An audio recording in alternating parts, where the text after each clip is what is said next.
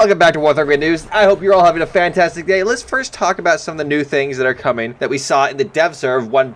Wait, actually, it's 2.0 now. I just remembered. Welcome to patch 2.0, it seems. But anyways, let's first talk about the tanks that are becoming. I'm gonna make some other videos about the other various vehicles. Hopefully I can get those out before the next dev server comes. By the way, it's confirmed there's gonna be a second one. So the only tank that the United States had gotten was the M1128 at 9.0 at the end of the tank destroyer line. I very much love this vehicle. Normally I don't do this. I don't like doing it because I feel cheating, but I'm going to request this vehicle from Gaijin to keep, of course, even if it's a rental though, because I just love this tank. It looks awesome. Now how it plays is another question. It is like all the other wheeled boys out there. However, this one feels a little bit slower than a lot of them, especially the Type 16. Good speeds I got around 50 kilometers an hour, but a lot of times when going uphill on rough terrain, it didn't go very fast. However, that's only a temporary setback on the road to freedom. Once you do find yourself in a nice sniping position, you'll definitely be able to rain down some deadly destruction with the M900 shell that can penetrate 500 millimeters at 1,000 meters. A few downsides is, of course, it being a light armored vehicle. It has a hull break, but not just any old hull break. It has some pretty stupid hull break, where some people have been reporting that being shot in the turret had led to their death, when it should just take out the gun and not hull break the vehicle. Also, you cannot remove the cage armor. I was really hoping you could do so for two reasons. One, to save weight so you can go a little bit faster, but also it without the cage armor looks pretty cool. Not that the cage armor doesn't look cool, it looks cool both ways. And those who are wondering, no, the M1A2 did not get any new shells. For Germany, of course, they have the very much anticipated Leo 2A6, which at least on the dev server seemed to be entirely just a Leo 2A5 with a better cannon, as all the armor was the same. The only real difference was, of course, the cannon. It's a longer barrel, and it being a longer barrel made it so the DM33, the first shell you could research, actually had a bit more penetration than your regular DM33. But what people really care about is a DM53, which damn does it penetrate a whole lot. A total flat pen of 634 millimeters, which I think makes it the highest penetrating round in game, or soon to be in game. So you German players definitely have something to look forward to. In fact, you have three other things to look forward to. Of course, is the flat rack rad, or Euro truck, as I like to call it. And it is what it is. Exactly what you're expecting. It's a truck with a Roland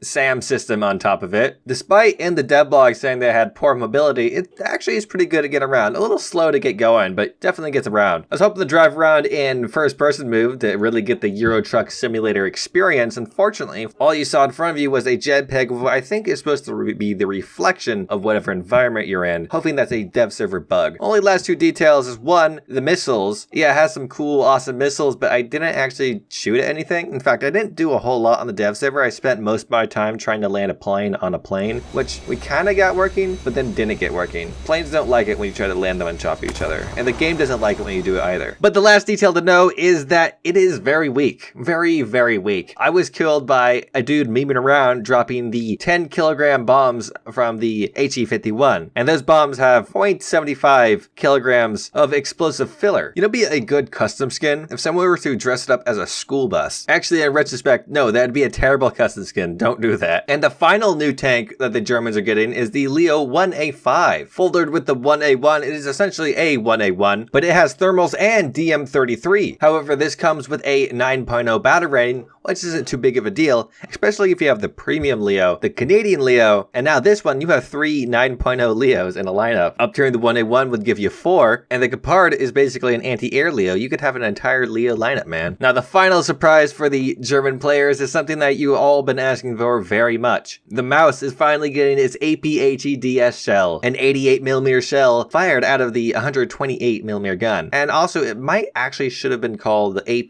APBCBDS shell. This shell it's hilarious. I'm glad to see it in game because of how hilarious it is. Should it be in game? I don't know. I'm not the history science man to tell you whether or not. What I can tell you is that its flat pen, 90 degrees at 10 meters, was 312 millimeters, and penetration across the board is better than any other shell you have it, so you're definitely going to take this thing out. There is one downside, however. It being an 88mm shell, not 128, has a less explosive filler. Now, funny thing to take into account, when the IS-7 had gained its 312 millimeters of penetration penetration, it was up-tiered to 8.3 from 8.0. And now at 7.7, there's going to be a new tank with 312 millimeters of penetration. While the vehicle is definitely still going to be yeeted on by Heat FS and the like, there's going to be plenty of 7.0 vehicles that have a really bad day when you show up, especially them Doom Turtles, which have like 280 something millimeters of protection against your shells. Not used to be able to get through there, but now you'll be able to. So those who are worried that it might go up in battle rating, I'd say for the most part, you probably can relax, mainly because a whole lot of people just got the mouse and they're probably going to drive its stats down a little bit because, well, it's new and new tanks are awful. Pretty ridiculous. The Gaijin still doesn't give you basic components of a vehicle for it to function correctly. Russia was a huge letdown. The T90A that has been shown to us in the dev server livestream was not available to play. It was stated in the preliminary patch notes that it was not there. They were aware of it. Apparently had some issues with the visual model and textures, though they end the statement saying the T90 will be present in the next open dev. So there you go. When the next dev server is going to happen, I'm not really sure. I'm feeling maybe Saturday, but we'll have to wait and see. Regardless, all we know is that apparently it's going to happen. Hopefully by then they can explain to us what that large flash was at the end of their trailers. Now the Soviets also of course got the premium T72AB, which my estimation is kind of just like a T72A, but with a cool camo and ERA at the front. The hull armor seemed pretty terrible. Now it was dev server, so perhaps by the live server this will be fixed, but I have my doubts. I found that DM23 could easily penetrate it from over 1,000 meters out at some pretty steep angles, so you won't really be able to use that against APFSDS much at all. Especially with all these new fancy rounds coming out. The thing was 9.7, so the 10.7s you're going to end up facing, assuming that's going to be its final battle rating. The turret seems to have held up with the T72B, able to absorb ammunition quite easily, especially Heat FS. However, unlike the T72B, it actually has better protection against Heat FS, as the ERA covers closer to the gun mantlet than on the T72B. So honestly, at this point, I'd say if you are looking for a T72 to play and you haven't ground up there, I guess it is one that you could take out. However, I think there are some better ones that you could choose from that are in the tech tree, but it's not like you have a whole lot of options if you haven't ground there yet. Don't anticipate it to be some uber OP